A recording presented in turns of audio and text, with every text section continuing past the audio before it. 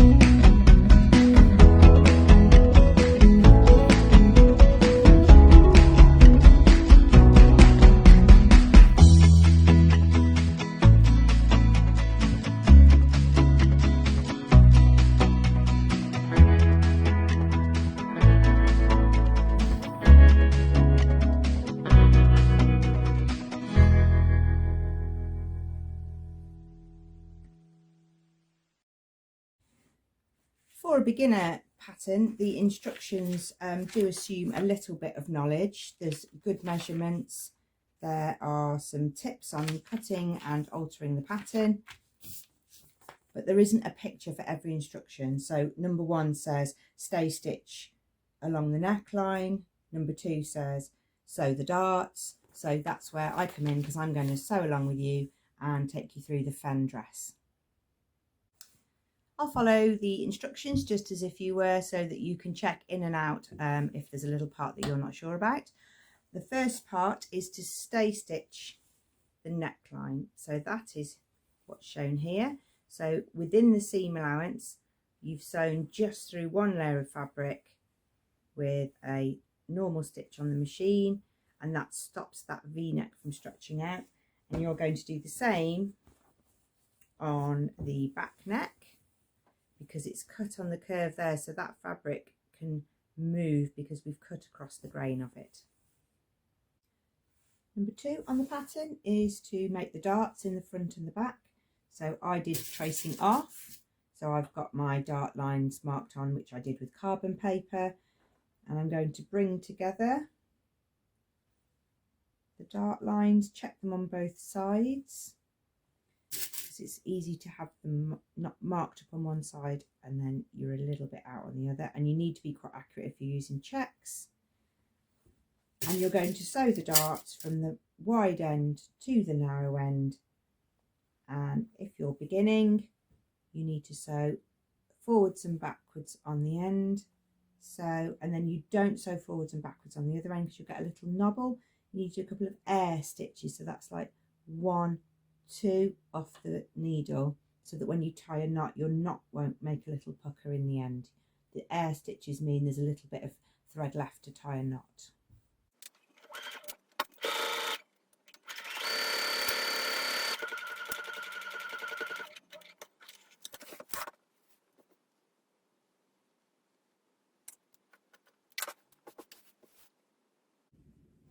Just want to show you an example of 2 dart seams. So this one,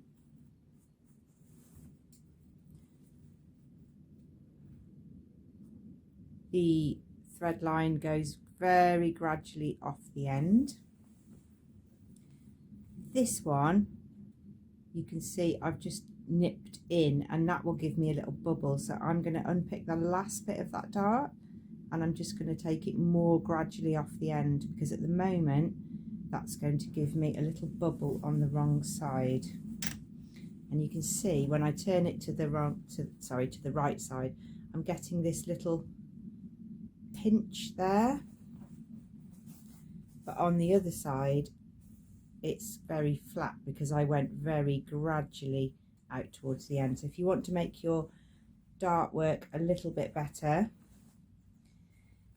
if you start to just nip off the end like that, you'll create a little bubble on the right side.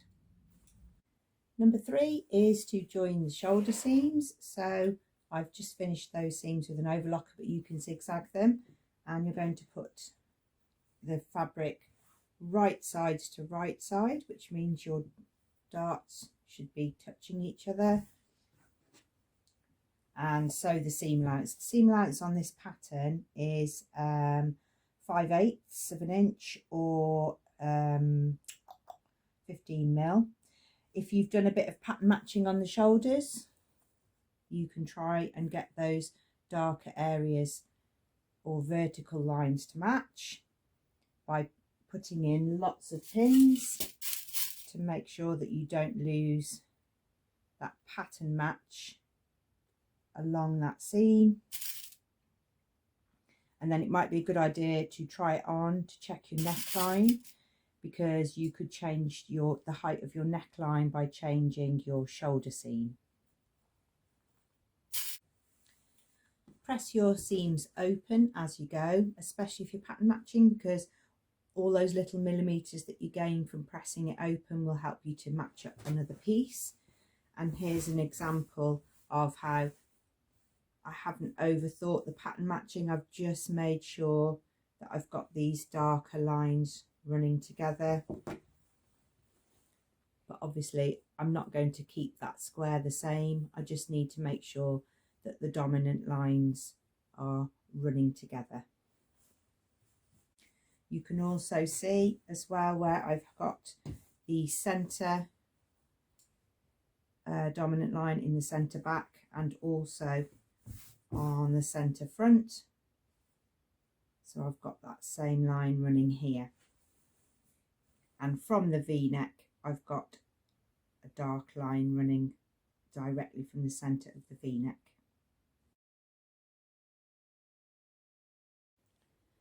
Number 4 is to prepare your binding. So you're going to pin your binding to the end of your ironing board and you're going to stretch press it. So you've got that element of stretch there. So you stretch it a little bit and then press, and you've stretched it a little bit further than it is when you first cut it out. I'm going to fold it in half and press it now. I've got silicone fingers on because I like to use those for this job because I can get my iron really close and the fabric isn't too hot when I'm touching it. Well, it's not hot at all. And I'm going to fold the binding in half and press. You're going to do that for the full length of your binding. And I'm making the V-neck because that's the one that's probably the most tricky to do. So I'm going to show you how to bind a V-neck. Right, I'm going to show you how to attach the binding to the V-neck. So you need to leave a 1.5 inch, 1 inch leader at the end. And you're going to start at the V-neck. You're going to put a pin vertically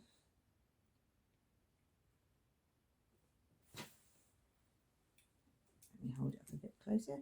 So you're going to match up the folded binding with the edge of the V-neck and then pin it vertically right in the centre, and that's going to give you a really neat end and a neat V-neck. And then you mark that centre line that you've just made with a pin like this. And then you can carry on putting the binding around the neck. The pattern suggests sewing without pinning because what you need to do is stretch the binding but not the neckline as you sew. But if you're a beginner, that might seem a little bit daunting. So what you can do is you can stretch your binding and not the neckline, and just put a few interim pins in just to give you a little bit of confidence. But you can see there where when I pull it tight, it joins up because I've stretched the binding. There's a little bit of a balloon at the back there. So it might be a good idea just to stretch your binding, but not the neck, to the main points. And then when you sew your 1/4 inch seam allowance on the machine, you can make sure that you're keeping that binding a little bit stretched, but keep that stretch even all the way round. When you sew, you're going to start at that line that you marked and back tack. Don't back tack past the end of the mark because you'll notice that. So you sew all the way round, and then you're going to stop about 1 inch before you get to the other end, and then I'll show you how to join the V-neck.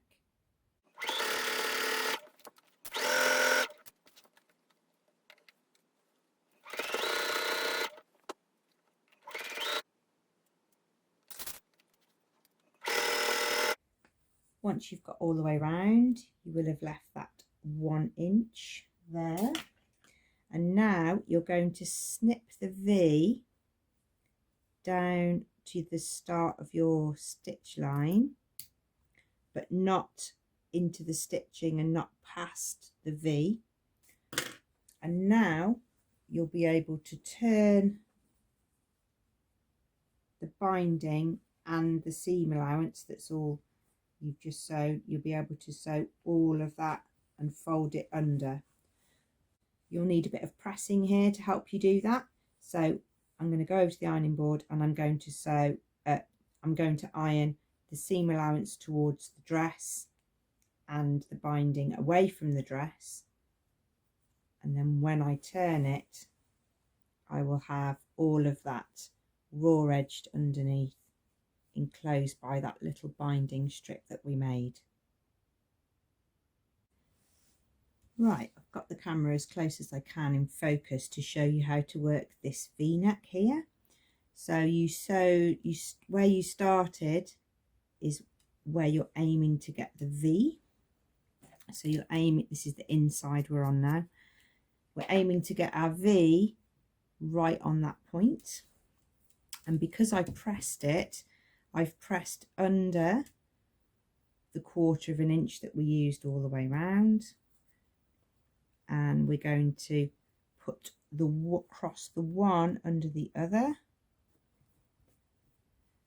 like this. And then we can cut it off and cut the other one off a little bit shorter so that it hides behind. And then we can sew that last bit as a top stitch.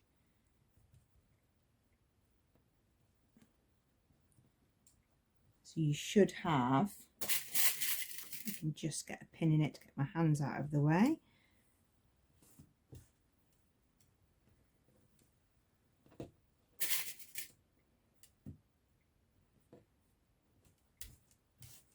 You should have that perfect V going all the way around. So you should have that one going underneath and that one going over the top. And if you're a beginner sewer, and actually even I'm going to do it because I would like it to be nice and neat, I'm going to tack that round so that I don't have pins in the way, and then I can top stitch it from the right side, knowing that I'm going to be catching that binding and knowing that I've kept that really nice V nice and neat on the inside.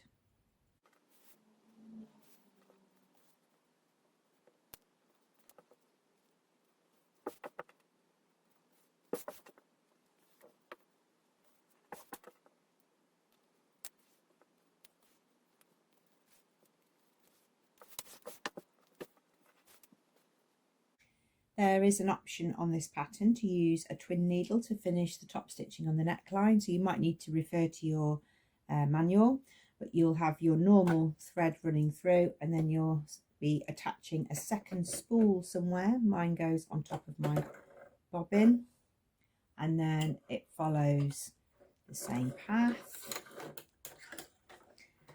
and then you put a twin needle in your machine, and you have one thread spool feeding one needle and one thread spool feeding the other. Now, if you're top stitching, you must stitch it from the right side, because that's the side you'll see 2 channels of stitching. On the back it will be quite zigzaggy, so you don't want to have that on the wrong side. So that's another reason why I've tacked all of my neck down, so that I can concentrate on getting the twin needle in the right place.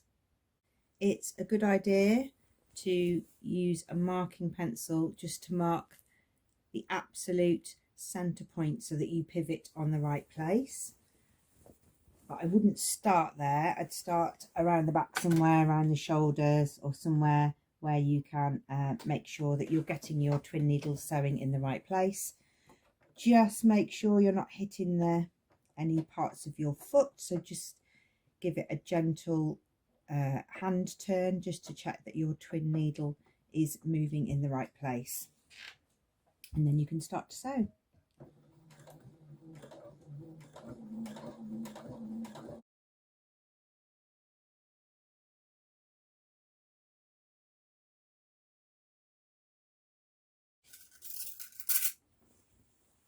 Once you finish the neckline, you can then start to add the sleeves if you're adding sleeves, and it's now that you do that. So you open out the sleeve seam, that's the one with the pressed open shoulder, and then you're going to add your sleeve along that edge. If you've done pattern matching there, go for it. If you haven't, just make sure that you've matched the notches. Now that we've completed the top, we can start to work on the skirt pieces, and the next part of the pattern is to add the pockets.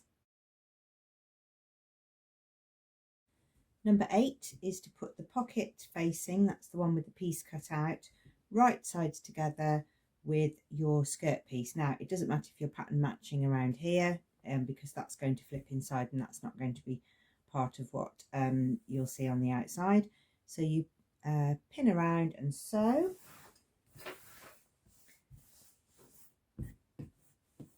And then once you've sewn with the 15mm seam allowance, you might need to cut out some little V shapes with some sharp tip scissors. Don't snip through your stitching line, of course. And then you can replace your twin needle if you're doing twin needle sewing as a theme throughout, or you can just top stitch one row with a single needle around the edge of your pocket. The next part of stage 8 is to add the pocket bag to the back. So that's going to go behind here to make up that piece that's missing. So from the back, keeping the skirt out of the way, going to sew round the edges of the pocket. So you've got a pocket bag round here, and then you can adjust to get your pattern matching, your check matching. Just get a rough pin in first, and then you can flip it back and see how close you are. And if you need to make any adjustments, you can. Step 9 is to add 2 rows of gathering stitches between the notches at the top of the front and back skirt, and then you'll be ready to pull the threads, and then we can join the top to the bottom and adjust the gathering to fit the bodice, but also to get even gathers there. Don't just skip with one row of gathering. You get such better gathering when you use 2 rows of gathering stitches. When you attach the front skirt to the front bodice, try and pin from the side that's got the gathers, because if you do it from the flat side, you get that nice and flat, but then sometimes you get one of your gathers sort of folded over. So if you do it from the gathering side, you'll definitely see how you're distributing the gathers and whether you're getting a big fold in them or anything. Put plenty of vertical pins in, and then you're going to sew the bodice front to the bodice front skirt. Finally, if you try the dress on, you can get yourself a correct length, and also a correct length sleeve. Now it's got a 3/4 length sleeve, but I've taken the sleeve piece, kept the original width the same, and then I think the line was, it's there, you can see it, dotted line. So the original length was here, and I've added this on, so I just gently kept tapering it away, and now I've got a full length sleeve, which is what I was aiming for winter. But obviously you could make the short length sleeve and wear a long sleeve t-shirt underneath the same, and this is a definite winter option because you'll have a double sleeve thickness. Otherwise, I think sometimes you make a beautiful dress and then you put a cardigan on top, and that's a shame to lose that then. So use a seam gauge to just measure this. I've measured it and marked it. And if you were using the twin needle technique all the way through, then you could twin needle around your cuffs as well. Right, so obviously you're not going to be able to match your seams up once you've gathered one piece and not the other, but as long as you've got that sort of even solid line, you're looking for something that's aesthetically pleasing. When you wear it, it doesn't look jarring. Okay, we're on to step 10, which is now to fold your dress in half, and you're going to match up all of the side seams. So you've got the back side seam, the front side seam with the pocket, and you're going to sew from the hem up past the pocket. Keep the hem seams even. Then you're going to go round the arm curve and then down the sleeve. I'm going to be wearing my Fen dress with a long sleeve t-shirt underneath. I don't mind if I have a little bit of my long sleeve t-shirt showing below the sleeve, so you could also try that with the short sleeves. I can wear it with thick tights, I can wear it with leggings, I can wear it with boots, I can wear it with a turtleneck underneath. It's got lots of options for wearing it in the autumn and right through winter. You can make the Fen dress out of needle cord. You could make it out of a brushed flannel or a flannel so that you've get a winter feel. You could try it in a Ponte Roma, in a very thick jersey that doesn't have much stretch in the one direction, because you can alter the waistline with a gather. You've also not got very, very fitted sleeves, so you could try a thicker stretched jersey. The other patterns that you could try for some winter wear are the Lyra dress by Tilly and the Buttons. That's what I'm wearing now. So I've got an elasticated sleeve, but it does mean I can wear a full long sleeve t-shirt underneath. So I'm definitely getting a winter wear out of that. I've also made the short sleeve one for summer. So that's a very versatile through the seasons pattern. New Look 6301 is another good one for more than one season. This one's for knits, so if you prefer to sew with knits or wear knits, you can make this in a Ponte Roma. That makes a really good winter dress. Or you can make summer versions, short sleeved, full skirt, pencil skirt. So that's another good one to take you through more than just a summer dress. I absolutely love this pattern. It's New Look 6449. Really good transitional pattern. You can get, it's not very often you get a pattern that has 2 jersey items and 2 woven items on it, so that's why it's a good value pattern. And these shirt dresses look great. If you follow Paper Scissors Sewn, she's made some absolutely beautiful winter shirt dresses that she wears with thick tights, so that's a really good winter pattern.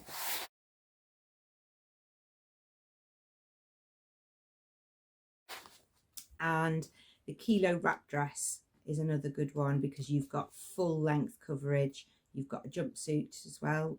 You can have it with long sleeves. The dress, you can try a short sleeve version if you want to hack the pattern, but that's another one where you can get a warm winter cozy feel. Thank you very much for watching. See you again soon.